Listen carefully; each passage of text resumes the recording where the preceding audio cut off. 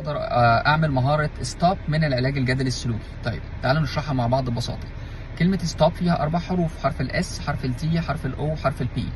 كل حرف من دول عباره عن كلمه او جمله. اس فور ستوب، تي فور تيك ا ستيب باك او اعمل خطوه للورا، او اوبزرف يعني لاحظ، بي بروسيد مايندفولي يعني كمل بنقول عليها بيقظه. طيب تعالوا نشوف ازاي. نفترض ان انا دلوقتي زهقان او ان انا غضبان جدا وقررت ان انا احدف ابني بكتاب. تمام؟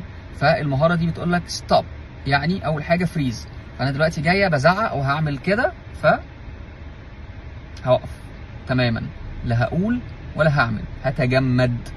بعدين تيك ستيب باك، المفروض النبضه او الامبلس بتاعتي او الرغبه اني احدفه بالكتاب، فايدي المفروض تعمل كده، تطلع لقدام وتخبطه. تيك ستيب باك يعني ارجع خطوه لورا، يبقى ايدي هتنزل تحت. تمام؟ او لو كنت هشتم او كنت هقول حاجه يبقى هقفل بقي فعلا. بعدين اوبزرف، يعني ايه اوبزرف؟ لاحظ السلوك اللي انت عاوز تعمله دلوقتي حالا هيوصلك لشيء فعال على المدى البعيد. ونفرض انه انا عاوز احافظ على علاقتي بابني وانا بخش على الصفحه دي فعلا عشان احافظ على علاقتي بابني او بنتي، لو ضربته بالكتاب ده هيحافظ على علاقتي بيه على المدى البعيد؟ غالبا الاجابه لا. لكن هو لو هيفش غلي هيفش غلي دلوقتي. فاحنا بنتكلم على هل هيوصلني لهدفي على المدى البعيد؟ الاجابه لا.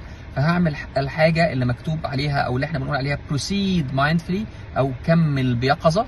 فاني هعمل شيء مختلف عن هذا الشيء. مثلا يا احمد انا زعلان انك عملت الحاجه الفلانيه، الحاجه اللي هتؤدي او هتودي للهدف طويل المدى.